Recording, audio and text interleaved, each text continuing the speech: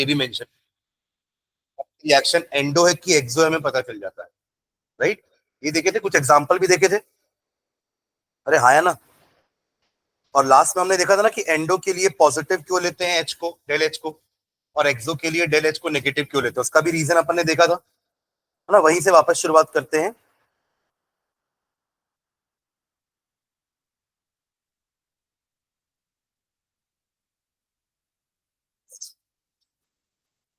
ठीक है, हमने क्या देखा था कि ये आपके रिएक्टेंट्स हैं और आपके प्रोडक्ट्स मिलेंगे, आपका द रिएक्शन। रिएक्टेंट का एंथैल्पी क्या बोला था अपन ने, एच आर। रिएक्टेंट का एंथैल्पी क्या था, एच आर, है ना। हीट कंटेंट को ही एंथैल्पी बोलते हैं। तो आपके जितने भी रिएक्टेंट होंगे उनके अंदर कुछ ना कुछ हीट होगी ना, that heat content is known as enthalpy of reactants. जितने भी प्रोडक्ट होंगे उन सबकी हीट कंटेंट को ऐड कर दो, you will get the heat content of product, enthalpy of product. Del H क्या होता है, चेंज इन एंथैल्पी। तो यहां पे अपन ने क्या बोला था, HP minus H R, HP minus H R. अब एक्सोथर्मिक में क्या होता है, ध्यान देना। एक्सोथर्मिक में आपके रिएक्टेंट के पास बहुत सारी हीट होती है, प्रोडक्ट बनाने के बाद कुछ हीट बच जाती है, तो वो क्या कर देता है, उसको रिलीज। समझ रहे, यानी कि यहां पर एक एक्सोथर्मिक रिएक्शन में एच आर की वैल्यू एचपी से ज्यादा होती है, of reactant is greater than heat of product. समझ रहे हैं। और जब आप ऐसे केस में चेंज इन एंथैल्पी निकालोगे तो वो क्या आएगी, नेगेटिव। देखो ना, आप एचपी छोटा बोल रहे हो, आप एच आर बड़ा बोल रहे हो, तो एचपी माइनस एच आर करोगे तो वैल्यू नेगेटिव नहीं आएगी। ये हमने कल लास्ट में देखा था। तो del H will be negative, correct. अब एंडो में क्या होता है, एंडो में आपने रिएक्टेंट को हीट दी है, तो प्रोडक्ट बना ना, तो प्रोडक्ट की हीट बढ़ चुकी है। समझ रहे क्या, मतलब देखो एक्सोथर्मिक में हीट रिलीज होती है ना, प्रोडक्ट ठंडा रहता है, मतलब हीट बाहर रिलीज हो रही है। ठीक है, अब यहाँ पे एंडो में क्या होगा, HP will be greater than H R, product के पास हीट ज्यादा है क्योंकि रिलीज नहीं हुई है सराउंडिंग में, तो उसने अपने अंदर छुपा के रखी उस हीट को, क्योंकि रिएक्टेंट ने हीट एब्जॉर्ब करी, प्रोडक्ट बन गया, वो हीट निकली नहीं बाहर तो कहां गई, प्रोडक्ट ने एब्जॉर्ब कर ली, यानी वो हीट प्रोडक्ट के अंदर ही छुपी हुई है। यानी कि प्रोडक्ट की heat is greater than reactant की हीट, या product enthalpy is greater than reactant enthalpy. और चेंज इन एंथैल्पी निकालोगे तो क्या आएगा, पॉजिटिव। समझ गए क्या। तो हमने कल 2-3 रिएक्शन लिखे थे, एक वाटर का रिएक्शन लिखा था, आपको याद आ रहा है वाटर का reaction, H2 plus half O2 gives H2O, C plus O2 gives CO2। ये दोनों ही एक्सोथर्मिक रिएक्शन है। और हमने क्या लिखा था यहाँ पे, प्लस करके कितना वैल्यू लिखे थे याद, 285.8 लिखे थे क्या, हाँ 285.8 किलो जूल पर मोल, और यहाँ क्या लिखे थे, 400 कुछ था क्या, 395.5, 393.5 किलो जूल पर मोल। या तो आप इसको प्लस करके लिखो क्योंकि दोनों एक्सोथर्मिक है, या तो आप इसको del H is equals to minus 285.8, del H is equals to minus 395.5 करके लिखो, दोनों सही है। ठीक है, और एंडोथर्मिक वाला हमने एक रिएक्शन देखा था, N2 plus O2 gives 2NO। या तो उसमें आप यहां माइनस करके हीट लिखो, या तो कॉमा डाल के del H is equals to positive में हीट लिखो, दोनों करेक्ट। समझ रहे हैं क्या, यहां हमने कल की क्लास एंड की। ठीक है, चलो यहीं से कंटिन्यू करते हैं, आगे लिखेंगे। ये थर्मोकेमिकल इक्वेशन समझना, डेल एच की वैल्यू पॉजिटिव नेगेटिव समझना बहुत जरूरी है ना, क्योंकि अपने कुछ न्यूमेरिकल्स आएंगे उसमें हम ये यूज करने वाले हैं। सुन रहे हो क्या, ठीक है। चलो इसमें एक सब डालना अगली, standard enthalpy of reaction, standard enthalpy of reaction, standard enthalpy of reaction. देखो अभी तक तो आप एंथैल्पी ऑफ रिएक्शन बोल रहे थे ना अपन, अब स्टैंडर्ड एंथैल्पी आ गया, एक वर्ड जुड़ गया आगे, स्टैंडर्ड। तो स्टैंडर्ड का मीनिंग यहां पे क्या है समझना, कंडीशन स्टैंडर्ड है। हम अगर कंडीशन स्टैंडर्ड मतलब टेम्परेचर प्रेशर, अगर हम उनको स्टैंडर्ड कंडीशन में रख के मेजरमेंट कर रहे हैं एच आर और एचपी का, और माइनस कर रहे हैं डेल एच निकालने के लिए, तो उस कंडीशन के लिए, उस स्टैंडर्ड कंडीशन के लिए वैल्यू को बोला जाता है स्टैंडर्ड एंथैल्पी चेंज। ऐसे तो नॉर्मल कभी भी आप मेजर करोगे तो उसको आप एंथैल्पी चेंज बोलोगे, but if the conditions are standard, तब वो कहलाएगा स्टैंडर्ड एंथैल्पी चेंज। समझ रहे हैं क्या? ठीक है, तो उसमें हाइफन डाल के लिखना, the standard enthalpy of a reaction, the standard enthalpy of a reaction is the enthalpy change, is the enthalpy change, standard enthalpy of a reaction is the enthalpy change, standard enthalpy of a reaction is the enthalpy change accompanying the reaction, accompanying the reaction, accompanying the reaction when all the reactants and products are taken in, when all the reactants and products are taken in, when all the reactants and products are taken in their standard states, are taken in their standard states, are taken in their standard states. Standard state के bracket में लिखना 1 bar pressure and 298 Kelvin. 1 bar pressure and 298 Kelvin. 1 bar pressure and 298 Kelvin. This is the standard condition. ठीक है, 1 bar pressure and 298 Kelvin. ठीक है, full stop. It is denoted by, it is denoted by del H. तो अपन denote करते हैं ना change in enthalpy को. सुन रहे हो क्या? देखो, चेंज इन एंथैल्पी को ही एंथैल्पी ऑफ रिएक्शन नाम दिया गया है. सुन रहे? चेंज इन एंथैल्पी को क्या बोल रहे हैं अपन? एंथैल्पी ऑफ रिएक्शन, जिसका स्टैंडर्ड वैल्यू के लिए अपन यहां पे एक 0 लगा देते हैं और डेल एच नॉट. ठीक है, तो लिख लो, it is represented by del H nought. Del H not.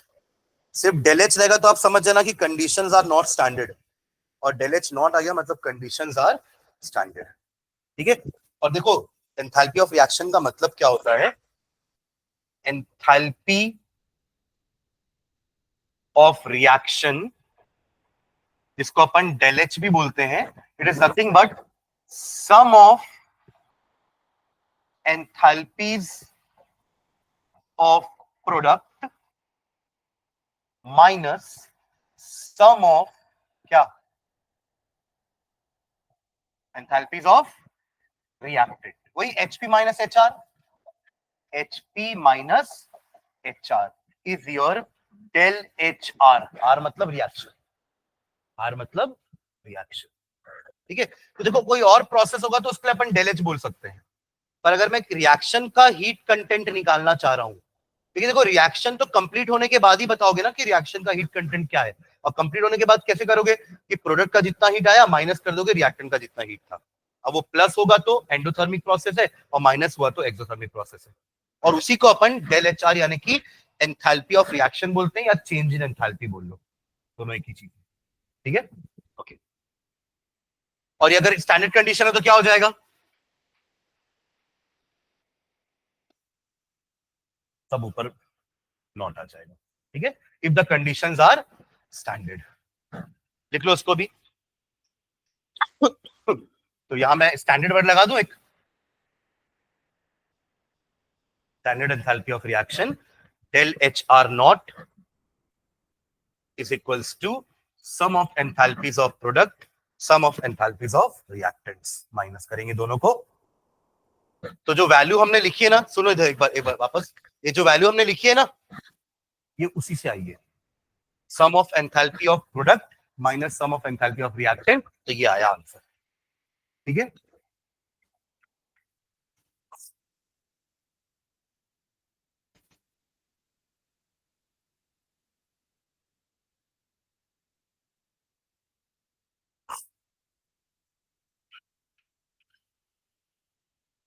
ये आर को ना इधर लिखना, सॉरी है ना, आर को बीच में लिखना, यानी कि डेल आर एच. ठीक है, देखो ऐसे रीड भी इसको ऐसे करेंगे ना, एंथैल्पी चेंज ऑफ रिएक्शन। ठीक है, अब रिएक्शन आपने कितने टाइप के पढ़े हैं? 10th में पढ़ते थे ना बहुत सारे टाइप के रिएक्शन, है ना, कॉम्बिनेशन, डिकम्पोजिशन, डिस्प्लेसमेंट। एक सब्लिमेशन प्रोसेस आपको याद है? तो सब्लिमेशन में क्या होता है? Solid changes into gas, gas changes into solid. तो वो भी तो एक प्रोसेस हुआ ना। तो उस प्रोसेस को अपन यहां क्या नाम दे देंगे पता है? डेल सब एच। अगर रिएक्शन सब्लिमेशन हो रहा है तो उसका नाम क्या पड़ जाएगा? Enthalpy standard, enthalpy change of sublimation. है वो भी रिएक्शन, बट स्पेसिफिकली रिएक्शन का नाम आ गया ना सब्लिमेशन, तो वैसा डिनोट करेंगे। ठीक है, तो नेक्स्ट हिंट डालना, टाइप्स ऑफ एंथैल्पी। प्रोसेस के हिसाब से अलग अलग नाम है एंथैल्पी के। Types of enthalpy, types of enthalpy. तो एक तो एंथैल्पी ऑफ रिएक्शन हो गया डेल आर एच, है ना, जो रिएक्शन की एंथैल्पी चेंज बताएगा। ठीक है, फिर इसमें लिखना, हाइफन डाल के लिखो, some of the types of enthalpies are, some of the types of enthalpies are, first लिखना एंथैल्पी ऑफ कंबशन। कंबशन भी एक प्रोसेस होता है ना? हाँ, क्या होता है कंबशन का मतलब?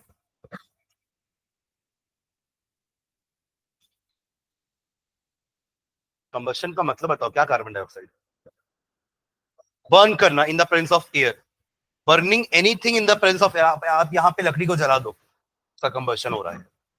आपने जलाया, यहाँ पे एयर है, एयर ही सपोर्ट कर रहा है उसको जलने में। जहां एयर का सप्लाई खत्म, वो बंद हो जाएगा, अनबर्न रह जाएगा।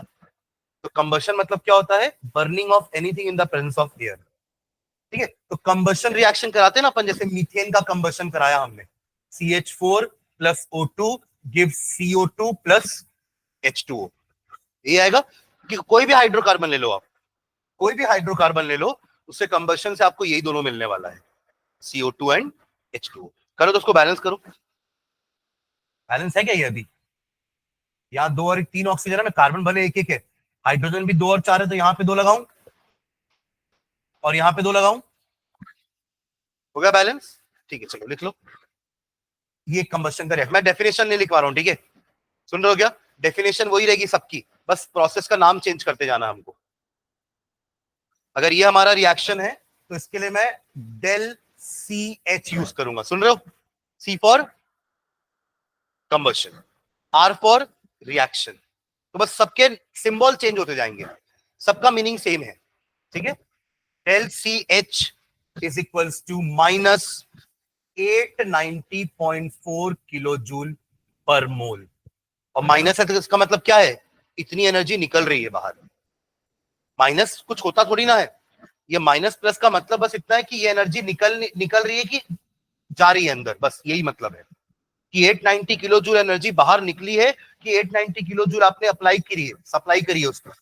ठीक है, तो जब 1 मोल मीथेन जलता है ना, 1 मोल मीथेन मतलब 16 ग्राम मीथेन हो गया, 16 ही होगा ना, 12 4 16। 1 मोल मीथेन मतलब 16 ग्राम मीथेन जब आप जलाओगे तो इतनी हीट एनर्जी रिलीज होगी। एक्सोथर्मिक प्रोसेस है ये। ठीक है, it is represented by del C H, और अगर स्टैंडर्ड होगा तो डेल सी एच नॉट। ठीक है, if the condition are standard, आपने मीथेन को स्टैंडर्ड कंडीशन में बर्न किया है। स्टैंडर्ड कंडीशन क्या है? एक बार प्रेशर 298 केल्विन। इस कंडीशन पे अगर आपने मीथेन को जलाया तब जो हीट लिबरेट होगी वो कहलाएगी standard enthalpy of combustion. Clear है? ठीक है, चलो सेकंड लिखना। सेकंड, तो मैं एक ऐसे नाम और एक एग्जांपल दे रहा हूं आपको। ठीक है, ठीक है, चलो सेकंड टाइप की एंथैल्पी लिखना, enthalpy of formation. Enthalpy of formation, enthalpy of formation. Formation का मतलब क्या होता है? कुछ बनना। जैसे C प्लस O2 तो CO2 बना, H2 प्लस O2 H2O बना, तो उसको आप एंथैल्पी ऑफ फॉर्मेशन भी बोल सकते हो। ठीक है, तो हाइफन डाल के लिखना, it is the heat change, it is the heat change, it is the heat change when 1 mole of substance is formed, अभी फॉर्मेशन वर्ड आया है, it is the heat change. अब वो इवॉल्व भी हो सकती है और एब्जॉर्ब भी हो सकती है, इसलिए मैंने हीट चेंज लिख दिया बस। It is the heat change when 1 mole of substance is formed. ठीक है, एग्जाम्पल लिख रहा हूं मैं यहाँ पे, कार्बन डाइऑक्साइड का फॉर्मेशन हो रहा है, देखो CO2 बना ना, तो इसको आप बोलोगे del F H, F for formation, del F H nought आ गया, मतलब स्टैंडर्ड इज इक्वल्स टू, ये इसका वैल्यू तो अपन को याद होना चाहिए, अब पीछे अपन किए ना, कितना था वैल्यू है, 393.5, वाटर का 285.8 और कार्बन डाइऑक्साइड का 393.5, माइनस 393.5 किलो जूल पर मोल। यानी कि जब आप 1 मोल कार्बन डाइऑक्साइड बनाते हो तो साथ में कार्बन डाइऑक्साइड के साथ और क्या बनता है, इतना amount of heat, del F H not. ठीक है, चलो अगला, enthalpy of neutralization. Enthalpy of, ये पढ़े ना न्यूट्रलाइजेशन प्रोसेस, क्या होता है neutralization? Neutralization acid plus base give salt and water, अगर रिएक्शन ये है तो हम क्या बोलेंगे उस एंथैल्पी को, एंथैल्पी ऑफ न्यूट्रलाइजेशन। लिखो, एंथैल्पी ऑफ न्यूट्रलाइजेशन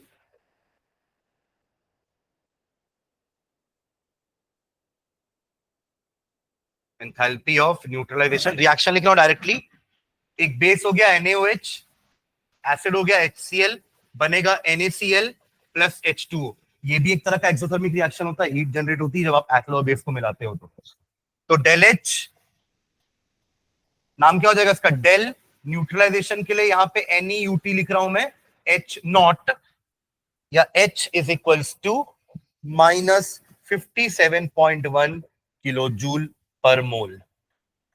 जब 1 मोल एसिड और बेस को न्यूट्रलाइज किया जाता है तो 57.1 किलो जूल एनर्जी रिलीज होती है, हाँ प्रोड्यूस होती है।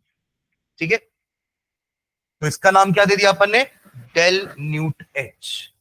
और अगर ये same condition, same reaction standard condition में कराया जाएगा तो एच नॉट आ जाएगा, थोड़ी वैल्यू भी चेंज होगी, वैल्यू सेम थोड़ा रहेगी। ठीक है,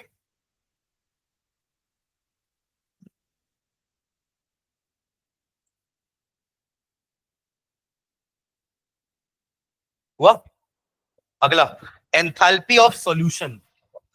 enthalpy of solution, enthalpy of solution, solution क्या होते हैं, हाँ सॉल्यूट प्लस सॉल्वेंट को हम कहते हैं एंथैल्पी ऑफ सॉल्यूशन, मतलब सॉल्यूशन, आपने एक सॉल्वेंट लिया उसमें सॉल्यूट मिक्स कर दिया, मिक्सचर बन रहा है ना सॉल्यूशन, तो उस समय भी कुछ ना कुछ हीट का चेंज होता है, प्रोड्यूस होती है या देना पड़ता है ना, एंडोथर्मिक एक्सोथर्मिक दोनों हो सकते हैं। ठीक है, तो हाइफन डाल के लिखना इसमें, it is the enthalpy change, it is the enthalpy change, it is the enthalpy change when 1 mole of, when 1 mole of, when 1 mole of substance is dissolved in, 1 mole of substance is dissolved in 1 mole of solvent,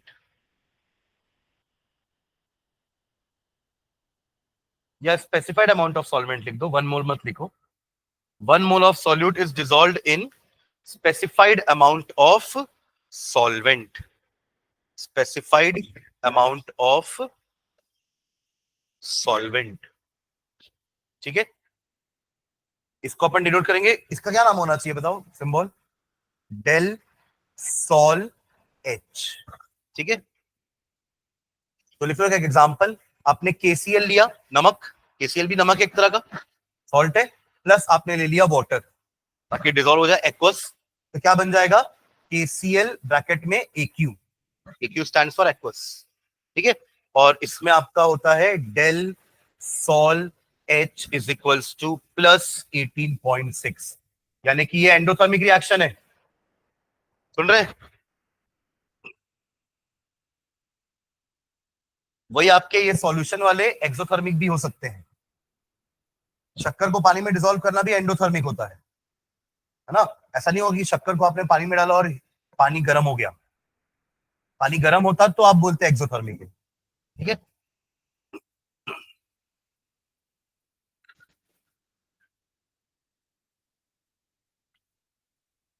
ये रही है। चलो next, अगला, enthalpy of atomization. Enthalpy of atomization. Enthalpy of atomization. Atomization का मतलब है atom बनना। एक मॉलिक्यूल टूट के एटम बन रहा है, अपने आप टूट जाएगा क्या? तो क्या करना पड़ेगा? कुछ एनर्जी देनी पड़ेगी। जैसे आपको चाहिए कि मेरा H2 जो है गैसियस मॉलिक्यूल कन्वर्ट हो जाए टू गैसियस एटम में। यही तो है जिसका अपन फिर वो करवाते हैं, आयनाइजेशन। याद है आप लोग को आयनाइजेशन, एंथैल्पी ऑफ आयनाइजेशन का वो क्या था डेफिनेशन? ये आयनाइजेशन एंथैल्पी का डेफिनेशन क्या था? It is the energy required to remove the outermost electron from a isolated gaseous atom. यही है वो आइसोलेटेड। तो उसको आइसोलेट करने के लिए भी तो आपको एनर्जी देनी पड़ेगी ना। H2 अपने आप तो टूटेगा नहीं, you have to give some energy. तो ये एंडो हुआ कि एक्सो हुआ? एंडो। आप H2 में एनर्जी दोगे, हीट एनर्जी दोगे, तब वो 2H में कन्वर्ट होगा। तो ये एक एंडोथर्मिक प्रोसेस होता है। सुन रहे हैं क्या? तो जो एंथैल्पी आप दे रहे हो ना इसको तोड़ने के लिए, उसी को एंथैल्पी ऑफ एटमाइजेशन बोलते हैं। क्योंकि क्यों एटमाइजेशन बोलते? क्योंकि आपने उस मॉलिक्यूल को एटम में कन्वर्ट कर दिया, तभी तो वर्ड आया एटमाइजेशन। ठीक है, आयनाइजेशन आता तो नमक पानी में जाके आयनाइज हो रहा है, Na+ ये लगे, तो वो हो जाएगा एंथैल्पी ऑफ आयनाइजेशन या एंथैल्पी ऑफ डिसोसिएशन। डिसोसिएट हुआ ना अपने आयंस में, तो जो प्रोसेस है ना उस नाम से एंथैल्पी बोल रहे हैं। समझ रहे हो क्या? जो प्रोसेस है उस नाम से enthalpy. Enthalpy of sublimation, enthalpy of solution, enthalpy of neutralization, enthalpy of formation. अभी आ गया हमारा एंथैल्पी ऑफ एटमाइजेशन। ठीक है, तो इसका लिखो, हाइफन डाल के एक डेफिनेशन भी लिख लो। When 1 mole of a given substance, when 1 mole of a given substance, when 1 mole of a given substance dissociates into gaseous atoms, when 1 mole of a given substance dissociates into gaseous atoms, when 1 mole of given substance dissociates into gaseous atoms, comma, the enthalpy change is called enthalpy of atomization. The enthalpy change is called enthalpy of atomization. Enthalpy of atomization. ठीक है, इसका भी example लिखो। H2 ले लेते हैं, इसी को ब्रेक करते हैं, तो लिखा वही है ना, इसी में कॉमा डाल के डेल H, और इसको नाम देंगे del AH। Del AH enthalpy of atomization, इसकी स्टैंडर्ड वैल्यू दी हुई है 435 किलो जूल पर मोल। 435 किलो जूल पर मोल। क्लियर है? ठीक है, एक लिखो एंथैल्पी ऑफ आयनाइजेशन। अगला type of enthalpy, enthalpy of ionization. अभी बताया था मैंने कि a molecule breaking into ions, not atoms. Enthalpy of ionization. देखो सबका स्टैंडर्ड एंथैल्पी भी डिफाइन कर सकते हैं अपन, बस सिंबल में ऊपर नॉट लगाना है और डेफिनेशन में क्या आ जाएगा? अंडर स्टैंडर्ड कंडीशन, बस। हाँ, एंथैल्पी ऑफ आयनाइजेशन। तो इसका डायरेक्टली इक्वेशन लिख लो। चलो लिखना, एक एसिड ले लेते हैं HCl। HCl एसिड है ना, जो कि आपका एक्वस सॉल्यूशन में H पॉजिटिव और Cl नेगेटिव में ब्रेक हो गया। ठीक है, ये आपका उल्टा होता है। देखो ध्यान देना, जब ये पानी में जाके रिलीज हुआ है ना, तो it has release some energy also. तो ये आपका एक्सोथर्मिक प्रोसेस होता है, ठीक है। तो डेल, इसका नाम हो जाएगा डेल आयन एच, और वैल्यू लिखना इसकी -75.2 किलो जूल पर मोल, -75.2 किलो जूल पर मोल,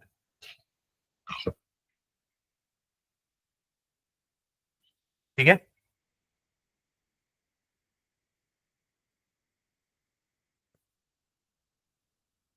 अब ऐसे ही फ्यूजन प्रोसेस होता है, मेल्टिंग, बॉइलिंग होता है, वेपराइजेशन, सब्लिमेशन, इन सब में भी एंथैल्पी चेंज को उसी नाम से बुलाएंगे। फिर फ्यूजन होगा तो डेल फ्यूज एच, डेल सब एच, डेल वैप एच वेपराइजेशन के लिए। तो बस सबके नाम अलग अलग हैं प्रोसेस के हिसाब से, पर सबका मीनिंग वही है हर बार कि प्रोडक्ट जो बना उसका enthalpy, sum of enthalpies of product minus sum of enthalpies of method. Process के नाम अलग अलग थे ना, इसलिए एंथैल्पी के नाम अलग अलग कर दिए गए।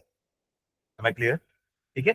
तो और कुछ भी है प्रोसेस के नाम, मैं उसको नहीं लिखवा रहा हूँ, ठीक है, तो ये सबका मतलब वही है बस, ठीक है। फिर नेक्स्ट हैंड डालना, ये बहुत इंपॉर्टेंट टॉपिक है इस चैप्टर का, Hess law of constant heat summation.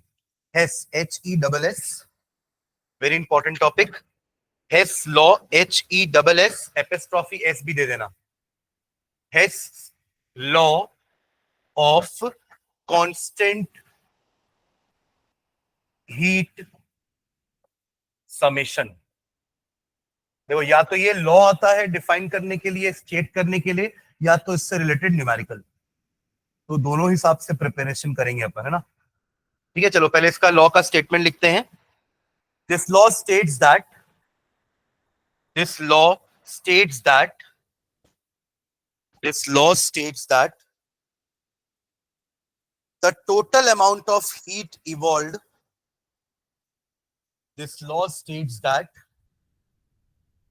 the total amount of heat evolved or absorbed, total amount of heat evolved or absorbed in a reaction, in a reaction is the same, the total amount of heat evolved or absorbed in a reaction is the same whether the reaction takes place in one step, whether the reaction takes place in one step, whether the reaction takes place in one step or in a number of steps,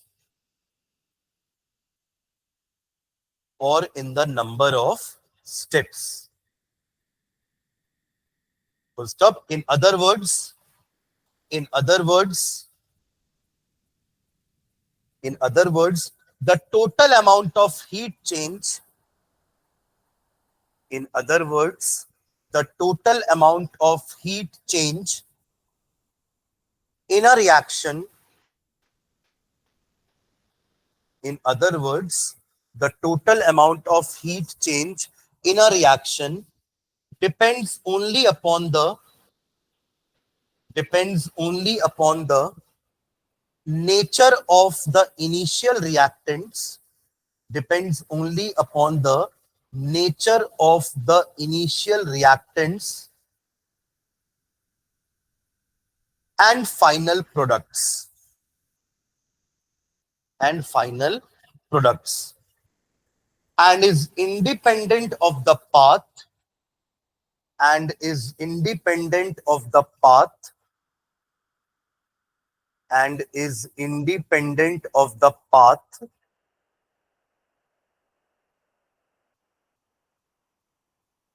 by which this change is brought about, by which this change is brought about, by which this change is brought about, by which this change is brought about. देखो, इसको meaning समझते हैं एक example लेके।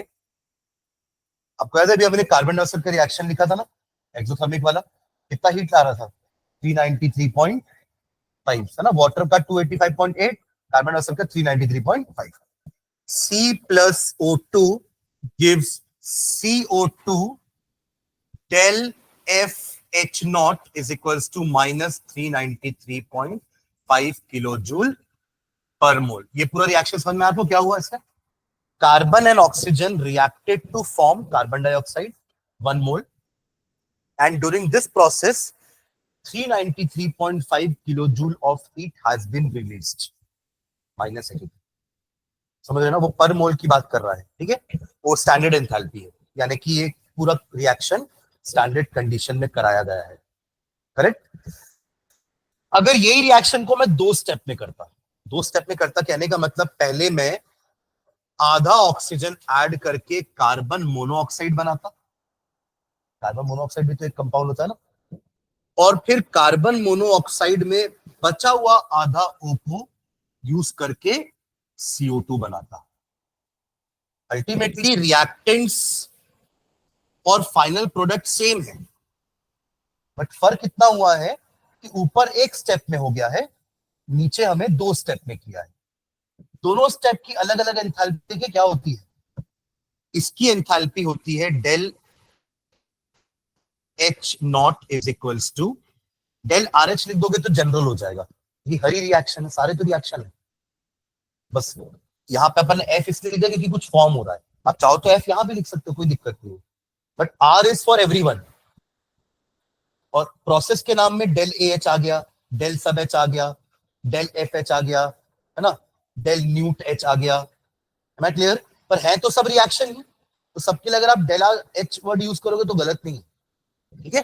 पर मैं आपको इसलिए अलग अलग लिखा देता कि आप कंफ्यूज हो कि ये डेल न्यूट H क्या होता है भाई, या डेल AH क्या होता है. हमने तो सिर्फ डेल RH पढ़ा है, ये रिएक्शन के अलग अलग टाइप हैं, तो हमने नाम दे दिए उसको, बाकी है सबका मीनिंग सेम, सबका फॉर्मूला तो सेम था, HP minus HR, HP minus HR. अरे इसको देखें तो ये आता है आपका minus 110.5 kilo joule per mole, और इसका एंथैल्पी चेंज आता है माइनस 283 किलो जूल पर मोल. ऐड करने पे आएगा माइनस 393.5 किलो जूल पर मोल. समझ में आया? अब एक बार लॉ पढ़ लो वापस से. लॉ उस समय शायद पढ़ते वक्त समझ में नहीं आया होगा, बट अब एग्जाम्पल देख के समझ में आएगा. पढ़ो अच्छे से, एक एक वर्ड को ध्यान से रीड करना, इस एग्जाम्पल को सोचते हुए कि हमने क्या बोला कि total amount of heat evolve भी हो सकती है, एब्जॉर्ब भी हो सकती है. अभी यहाँ इवॉल्व हुई है, माइनस है मतलब इवॉल्व हुई है. इफ सेम, हमेशा सेम रहेगी, भले वो एक स्टेप में हो रहा हो या मल्टीपल स्टेप्स में हो रहा हो रिएक्शन, ठीक है. ये एक तरीका है हेस लॉ को स्टेट करने का. दूसरा तरीका क्या लिखा हमने? इन अदर वर्ड्स हमने क्या लिखा है कि टोटल अमाउंट ऑफ हीट किस पे डिपेंड करता है? रिएक्टेंट और प्रोडक्ट पे. कैसे बन रहा है उस पे डिपेंड नहीं कर रहा है. लेकिन पहले वाले स्टेप में तो डायरेक्ट बन गया, और दूसरे वाले केस में 2 स्टेप में बना, यानी कि इनडायरेक्टली बना. पहले कार्बन मोनोऑक्साइड बना, तो पाथ डिपेंडेंट नहीं है ये. क्या डिपेंडेंट है ये? स्टेट डिपेंडेंट है. हमने पढ़ा है 2 टाइप के function, state function and path function. The enthalpy change is a state function. It depends upon the state, not on the path, कि वो कैसे पहुंचा है, how that is brought about. ठीक है ना, लास्ट लाइन में हमने कि रिएक्टेंट से प्रोडक्ट कैसे बना, उससे एंथैल्पी को कोई लेना देना नहीं है. उसको बस पहला रिएक्टेंट पता होना चाहिए, प्रोडक्ट पता होना चाहिए, क्योंकि वो तो HR और HP को माइनस कर रहा है ना, तो वो तो हमेशा सेम रहेगा, आप कैसे भी पहुंचो वहां तक. समझ आएगा? ठीक है. एग्जाम्पल लिखो इसको.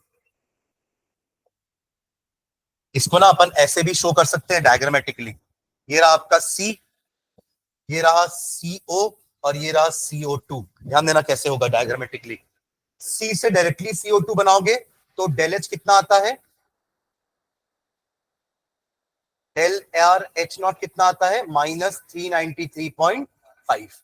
C से पहले अगर O2 बना दिए प्लस हाफ O2 करके, तो कितना आता है डेल H? माइनस 110.5. और जब फिर CO प्लस CO2 बनाओगे तो डेल H आ जाएगा माइनस 283. समझ में आ रहा है क्या?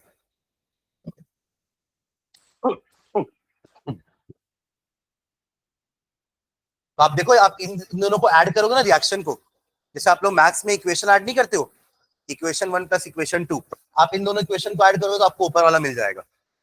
एग्री करते हो उससे? देखो ना, सीओ सीओ कैंसिल हो जाएगा क्योंकि अपोजिट साइड में है ना ये दोनों। अरे हाँ है ना। फिर सी और हाफ हाफ O2 एक O2 हो जाएगा और CO2, यही रिएक्शन आया।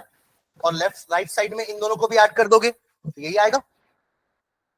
तो हम ऐसे दो थर्मोडायनेमिकल इक्वेशंस को ऐड भी कर सकते हैं, सुन रहे हो? हम दो थर्मोकेमिकल इक्वेशंस को ऐड सब्ट्रैक्ट भी कर सकते हैं, just like in mathematics we do with our linear equations. सुन रहे हैं? अब इसी के बेसिस में न्यूमेरिकल आते हैं, हेस लॉ के बेसिस में।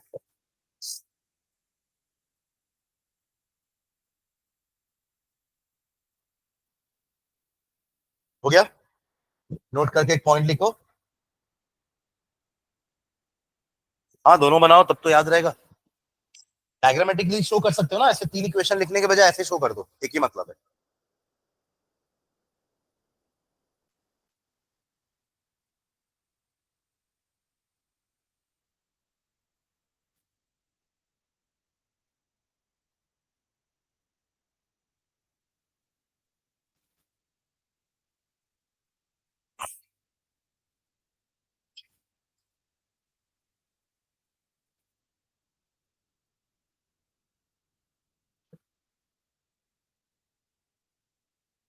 हो गया?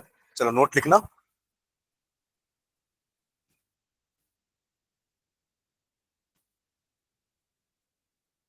The thermochemical equations can be treated as the thermochemical equations can be treated as the thermochemical equations can be treated as algebraic expressions या algebraic equations. The thermochemical equations can be treated as algebraic equations which can be added, comma subtracted, comma multiplied और divided. जैसा हम algebraic equations के साथ करते हैं ना, वही हम अपने थर्मोकेमिकल इक्वेशंस के साथ भी कर सकते हैं। समझ में आया क्या? देखिए नोट पूरा। The thermochemical equations can be treated as algebraic equations which can be added, subtracted, multiplied और divided. चारों चारों फंक्शन लिख देना, प्लस माइनस इंटू डिवाइड। क्या हुआ?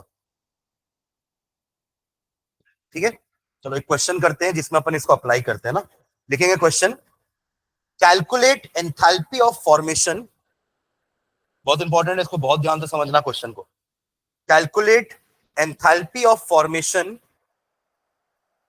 Of methane. Calculate enthalpy of formation of methane. Methane का formula CH4, bracket में लिख भी लो। Calculate enthalpy of formation of methane from the following data. From the following data. From the following data. ठीक है, आपको तीन डेटा दिया हुआ है, एक्चुअली वो तीन इक्वेशन है। C plus O2 gives CO2. Del RH naught is equals to minus 393.5 kilojoule per mole. Second, H2 plus half O2 gives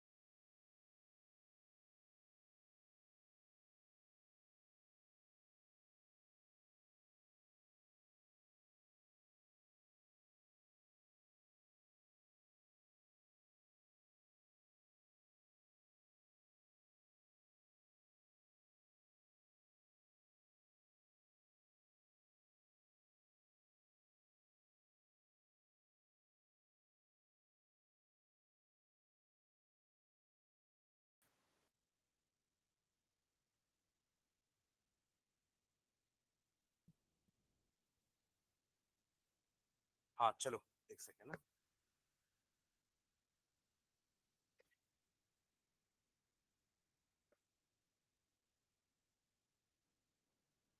हाँ क्या लिखे थे, क्या क्या डेटा गिवन था हमारा? एक हमने लिख लिया था C plus O two gives CO2, जिसमें डेल एच था, डेल आर एच नॉट था, सॉरी डेल एफ नाम दिए थे ना उसको। ये फॉर्मेशन हो रहा है किसी चीज का। -393.5 किलो जूल पर मोल। दूसरा डेटा अपन क्या लिख रहे थे? H2 plus half O2 gives H2O, del F H nought is equals to -285.8 kilo joule per mole. और थर्ड डेटा हमने क्या लिखा था? CH4 plus O2। ऑनलाइन जो है ये लिखेंगे थर्ड वाला डेटा ना, सेकेंड डेटा भी कंप्लीट करेंगे। इसी समय लाइट गोल हुई थी। CH4 plus O2 gives CO2 plus H2O plus हमें बैलेंस करना है लाइक दिस। क्लियर है? और इसमें अपन ने डेल आर एच नॉट क्या लिखा? -890.3 किलो जूल पर मोल। ठीक है, तो ये हमारा क्वेश्चन है। ध्यान से पहली लाइन पढ़ना। क्वेश्चन में आपको पूछा क्या है? Find the enthalpy of formation of methane. Enthalpy of formation of methane, यानी कि डेल एफ एच नॉट निकालना है आपको। किसका? मीथेन के लिए। अब मीथेन का रिएक्शन क्या होता है? मीथेन कैसे बनेगा? जैसे कार्बन डाइऑक्साइड कैसे बना? C+O2 किए तो CO2 आया। वाटर कैसे बना? H2+O2 किए तो H2O आया। In the same way methane कैसे आएगा? हमारा डिजायर्ड इक्वेशन क्या है? हमारा इसका सॉल्यूशन क्या होगा? Our our desired equation is C+2H2 gives CH4, और इसी का अपन को डेल एफ एच नॉट निकालना है। समझ गए क्वेश्चन? अब गिवन डेटा में से तीनों इक्वेशन को अपन मैनिपुलेट कर सकते हैं, मतलब अपन ऐड सब्ट्रैक्ट मल्टीप्लाई डिवाइड तो कर सकते हैं तीनों को। तो ऐसा करके हमें अपना डिजायर्ड इक्वेशन बनाना है।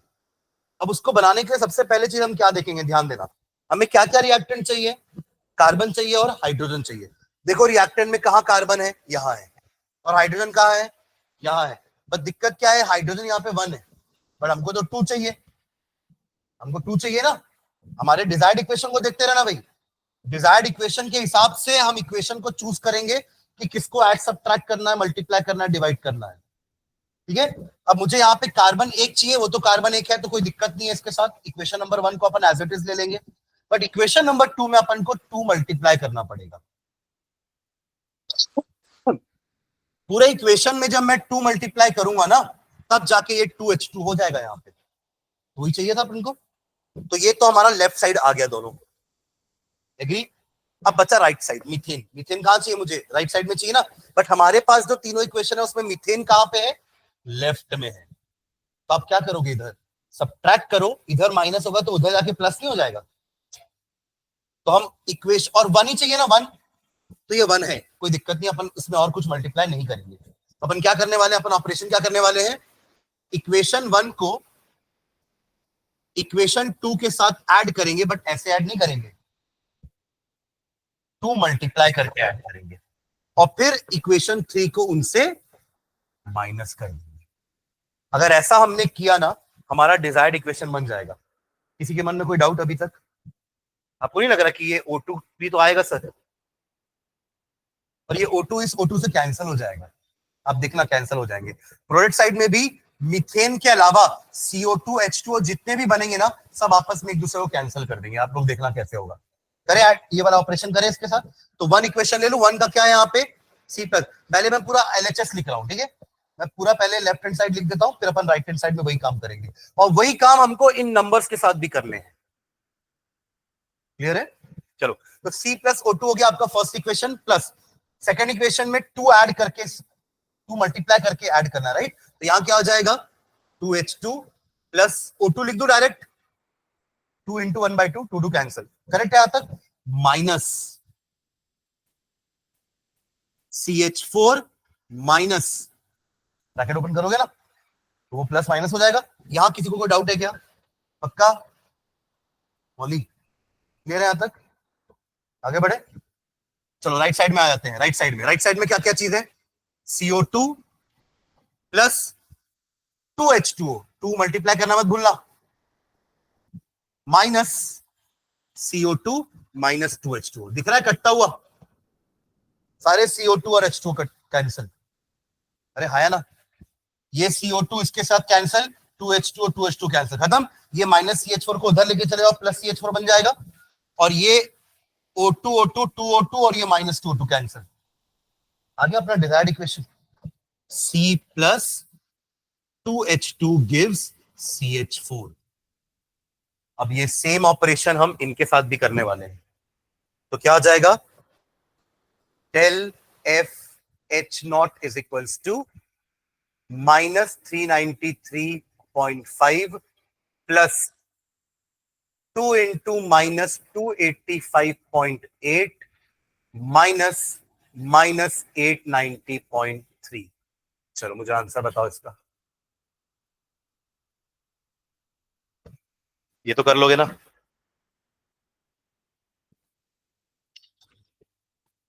इसको 2 से पहले मल्टीप्लाई करना, जो भी आएगा वो माइनस 390 ऐड हो जाएगा ना।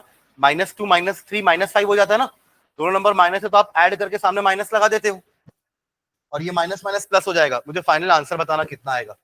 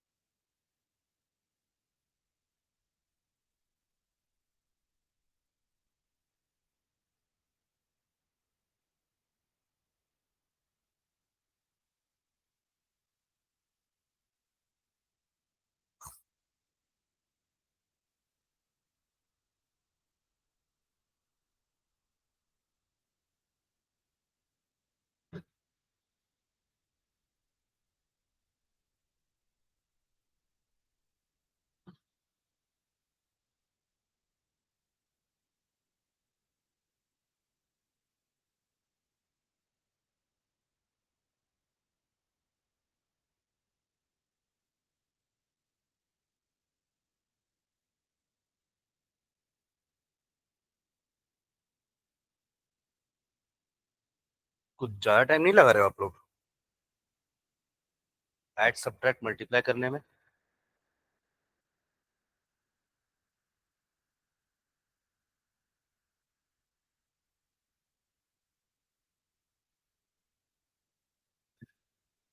है जी? माइनस, फिर से चेक करना एक बार, 90 क्यों आ रहा है?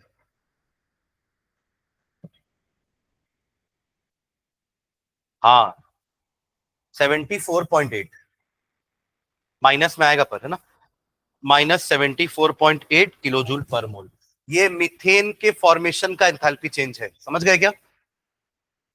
है ना? तो ये हेस लॉ को यूज करके ही तो अपन ने निकाला ना। हेस लॉ का एप्लीकेशन है ये, कि थर्मोडायनामिक थर्मोकेमिकल इक्वेशंस को हम ऐड सब्ट्रैक्ट मल्टीप्लाई डिवाइड कर पा रहे हैं। ठीक है, ठीक है, चलो इसके ना एक आध दो क्वेश्चन अपन नेक्स्ट क्लास में और करेंगे। इस क्वेश्चन को एक बार अच्छे से और देख कर आना। ठीक है, नेक्स्ट क्लास में हम एक दो क्वेश्चन इससे रिलेटेड और करेंगे। ठीक है, फिर हम सेकेंड लॉ चालू करेंगे।